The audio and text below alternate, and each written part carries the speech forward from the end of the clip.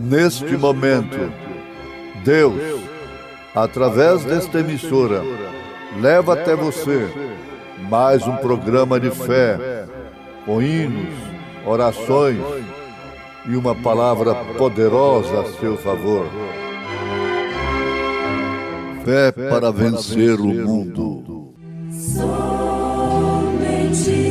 crer, somente crer,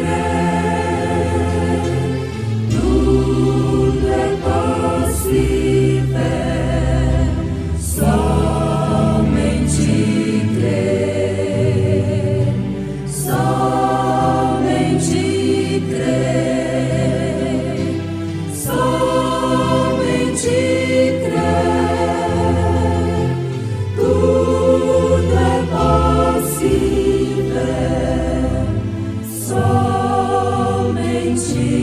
crer.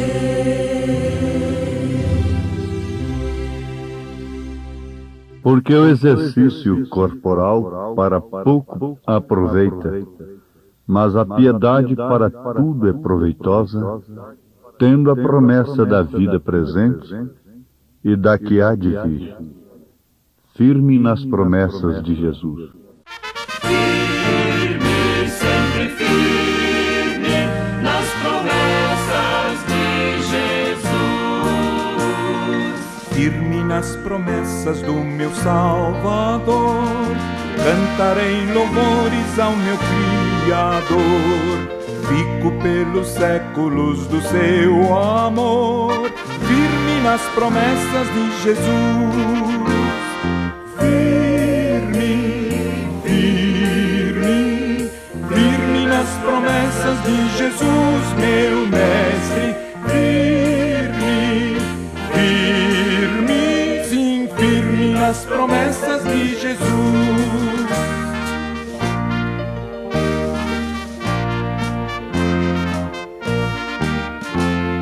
Firme nas promessas não irei falhar, vindo as tempestades a me consternar, pelo verbo eterno eu hei de trabalhar, firme nas promessas de Jesus. Firme, firme, firme nas promessas de Jesus, meu Mestre. Firme, firme, sim, firme nas promessas de Jesus.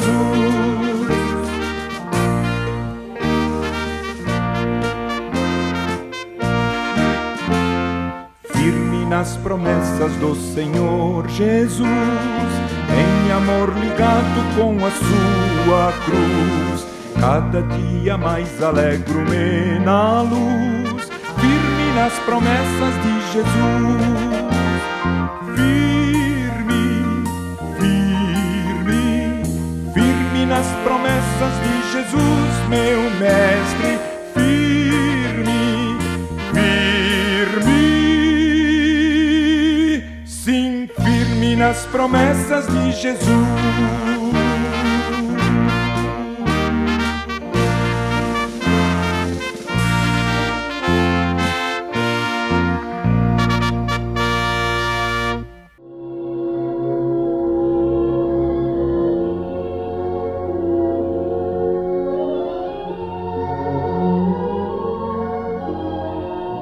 Tendo a promessa da vida presente e da que há de vir.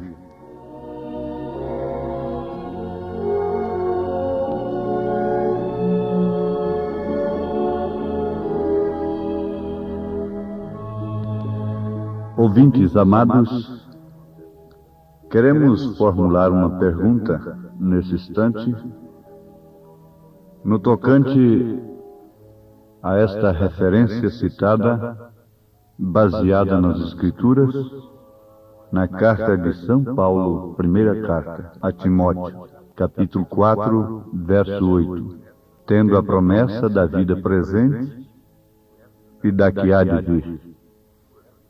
Teríamos nós duas vidas? Bom, a primeira vida, ela tem várias etapas, como seja nascimento, crescimento, adolescência, não é? E você vê aí o casamento, a criação de filhos, por fim a velhice e a morte. Dentro desta vida humana, nós estamos confinados em três dimensões: luz, matéria e tempo. Usufruindo da quarta dimensão, que é explorada através da ciência, o que podemos obter aí, a voz, a imagem, através do rádio, da televisão, do telefone, e as demais explorações das leis que Deus criou, e para nós usufruirmos, como assim superando o espaço, se referindo a aviões e outras coisas, não é? Então temos estas dimensões para serem vividas dentro desta primeira vida, o que poderíamos chamar de primeira vida. Mas logo vem a segunda vida, também com várias etapas. Ela tem um elo, a segunda vida tem um elo com esta primeira vida. Este elo é que determina o nosso destino. Se vamos parar na quinta dimensão ou vamos para a sexta dimensão. A quinta é um pesadelo, onde a pessoa não chega onde deveria chegar, num lugar de descanso, muito melhor do que este aqui, e nem tampouco pode voltar. Você vê isto na Bíblia com o caso do rico e Lázaro. Aquilo é um estado de espírito, é a quinta dimensão. Mas este elo, o qual estamos tratando, que liga esta vida com a outra, é a conversão. É o novo nascimento que Jesus exige, falou com o doutor Nicodemos, em São João capítulo 3. É a conversão. E sob esta conversão, ou como resultado da conversão, nós passamos a viver sob domínio de Cristo, através de sua palavra, que, por sua vez, é vivificada pelo Espírito Santo que Ele tem nos dado, conforme suas promessas. Pois bem, então, a segunda vida está ligada com a primeira, através deste elo.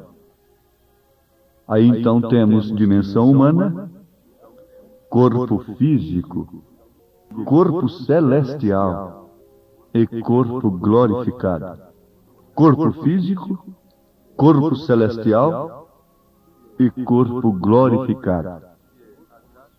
É bem verdade que a carne e o sangue não herdam o reino dos céus.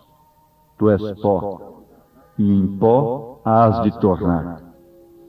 Mas vejamos aqui o que nos dá segurança de vida eterna. Quando vamos viver eternamente, de uma forma muito eficiente, muito perfeita, não deixando nenhuma saudade da dimensão humana. Porque então sujeitaremos a todas as coisas, o espaço, o tempo, a luz, etc. É bom pensar nisto. Mas você resolve o problema enquanto está nessa dimensão, dando lugar a este elo, porque o corpo físico será semeado. Isto é, ele morre.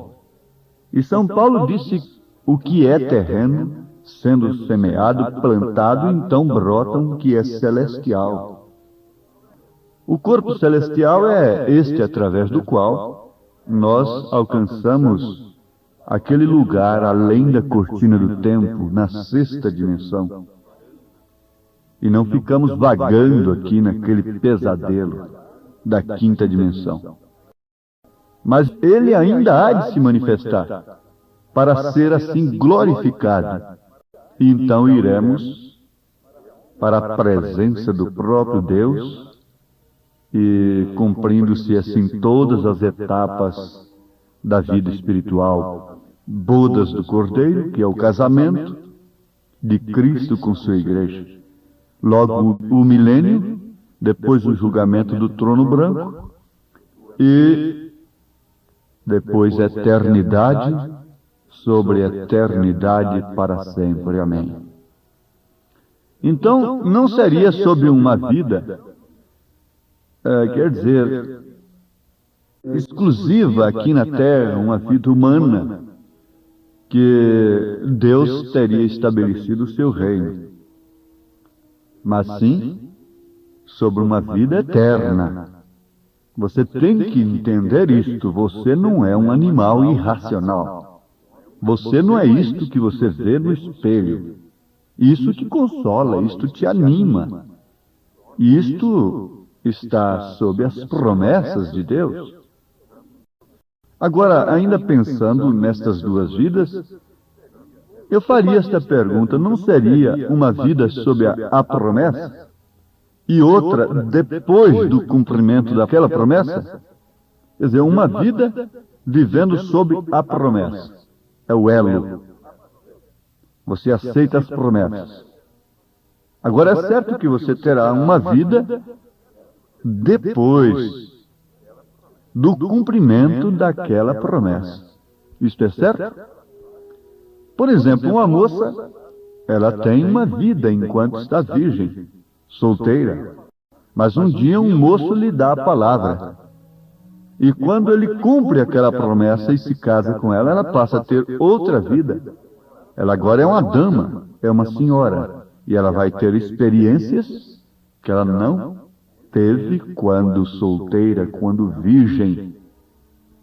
Cada pessoa deve viver cada etapa legitimamente.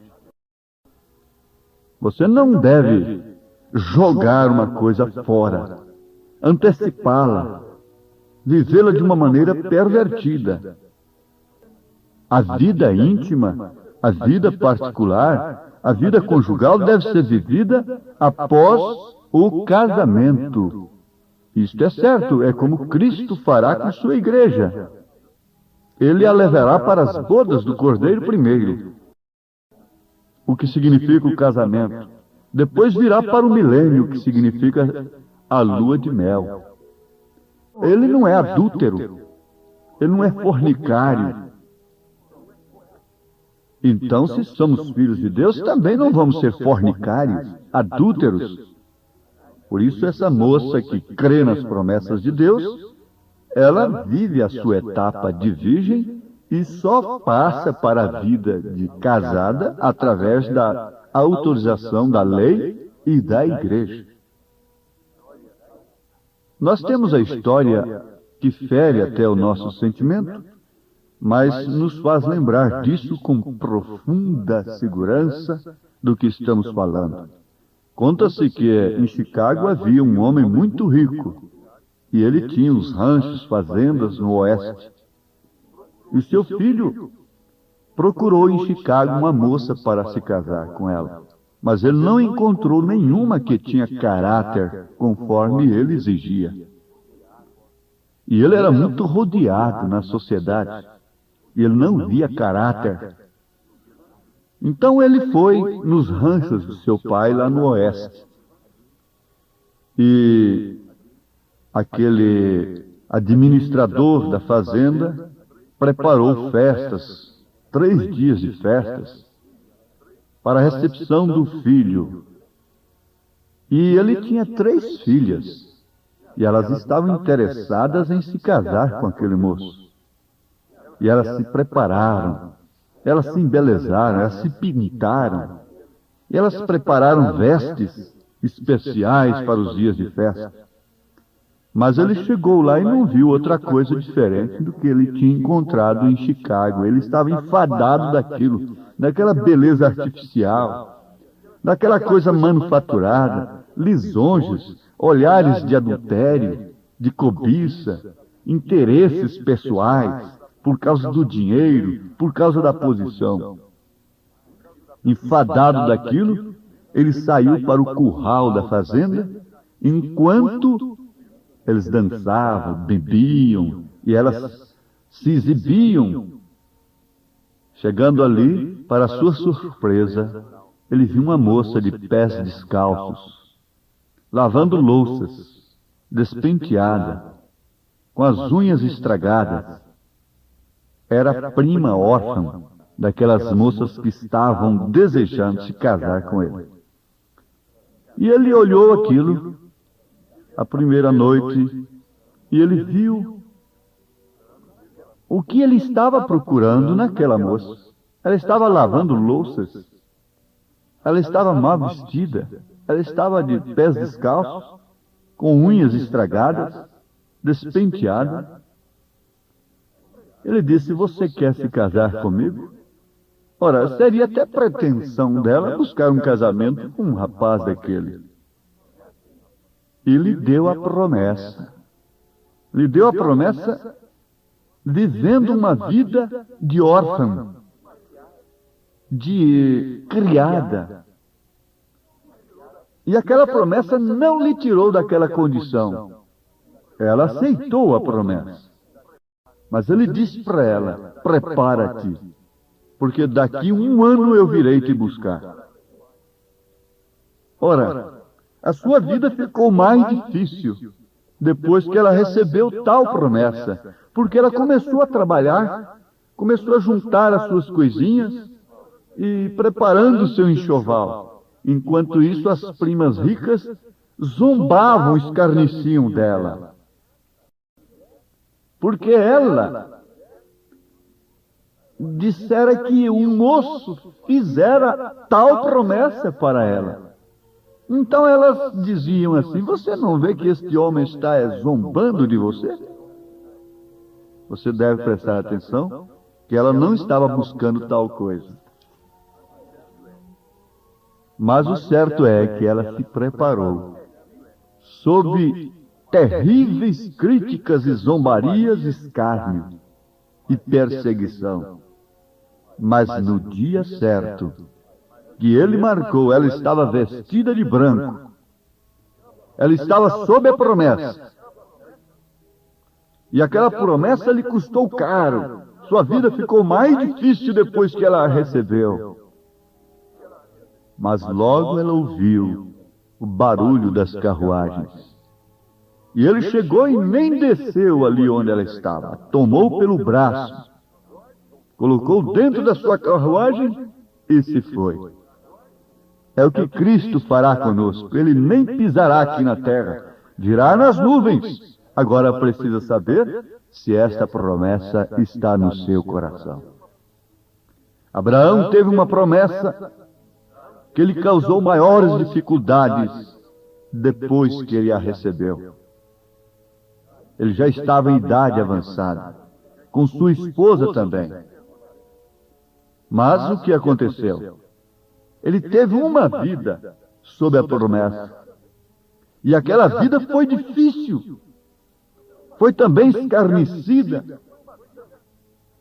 E ela foi uma vida até mesmo de interrogações, de expectativa. Mas ele cria que Deus era fiel para cumprir o que prometera. Ele também não foi pedir a Deus, já na sua velhice, uma promessa de um filho. Jesus disse que não é para quem quer, nem para quem corre. Essa mensagem que estamos vos anunciando não é para quem quer. É para quem Deus chama. É para quem Deus dá. Você tem que se lembrar disto. Mas aquela promessa se cumpriu.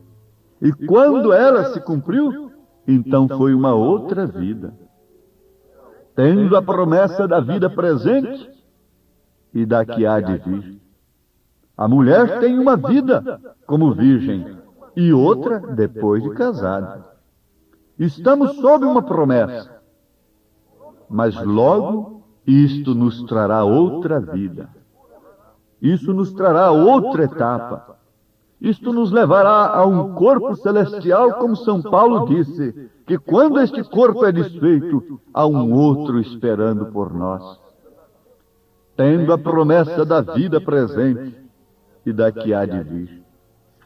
A vida que vivo agora, disse São Paulo, veja, a vida que vivo agora na carne.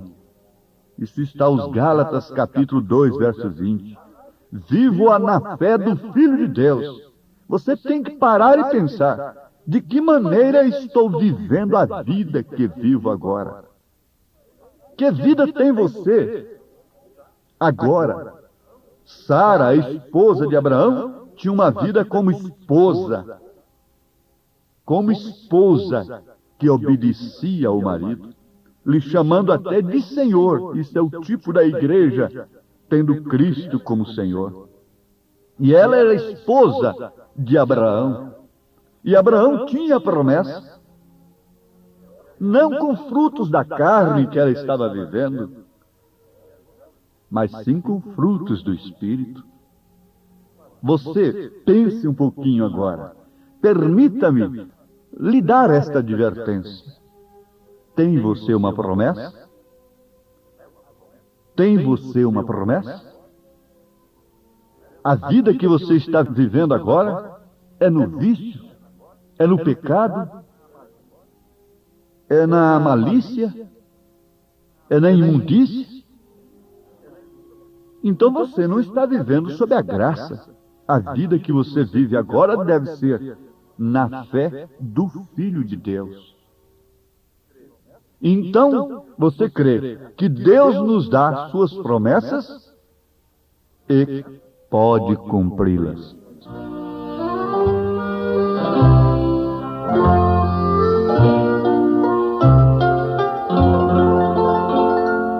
Deus dá-nos promessa, Deus cumpre o que diz. Jamais foi a fé iludida. Se sentem tristezas ou provações, Deus nunca as promessas ouviu. Se você crê no seu coração que as promessas divinas são para você individualmente, então você pode se arrepender de seus pecados, desta vida que você tem tido na carne, vida pecaminosa. Crê no sangue de Jesus Cristo. E você então passa a ter este elo que te liga à vida eterna. Você tem o Espírito Santo, o penhor da vida eterna.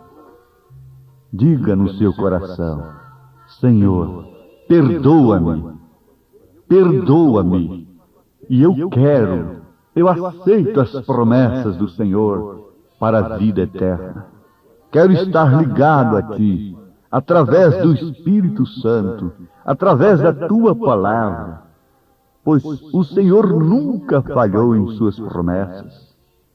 Dá-me do Teu Espírito, esforça minha coragem, ensina-me a distinguir o bem do mal e o mal do bem, discernir a esquerda da direita e a direita da esquerda. Ó Deus, dá-me esta promessa, enche-me do Teu Espírito Santo, através do qual eu posso crer em todas as Tuas palavras, como elas são. Ensina-me a contar os meus dias, de tal maneira que eu possa alcançar coração sábio e espírito reto. Não retires de mim o Teu Espírito Santo, em nome de Jesus Cristo. Amém.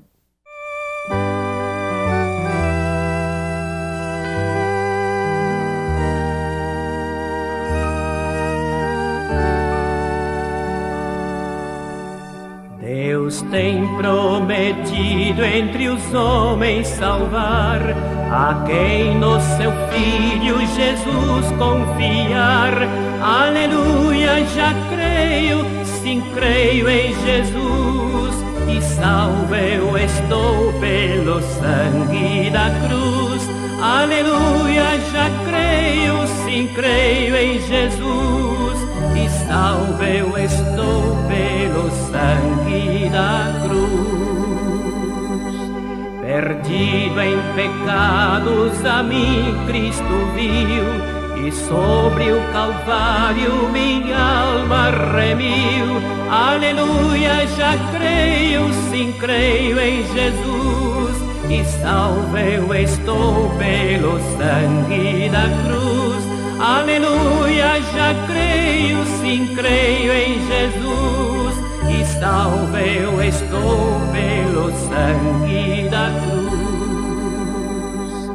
Não posso jamais desse amor duvidar, não posso senão a seus pés me prostrar. Aleluia, já creio, sim, creio em Jesus. E salvo eu estou pelo sangue da cruz.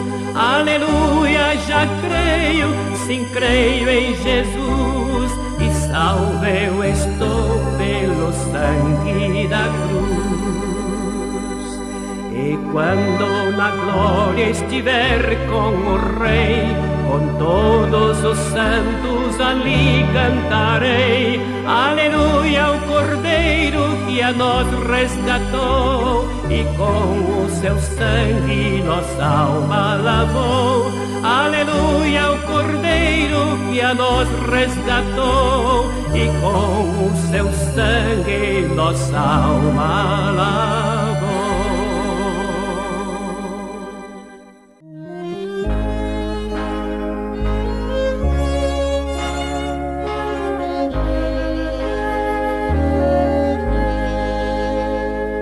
Cada coração procura onde possa descansar, mas descanso verdadeiro só Jesus o pode dar.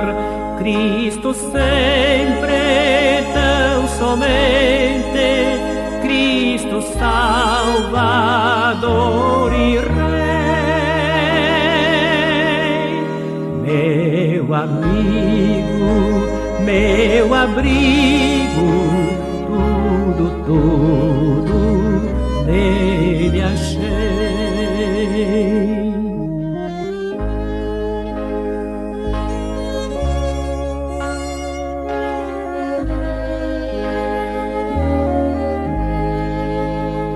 O meu coração te entrego, ó Jesus, meu Salvador, para que tu sejas sempre o seu Rei e seu Senhor.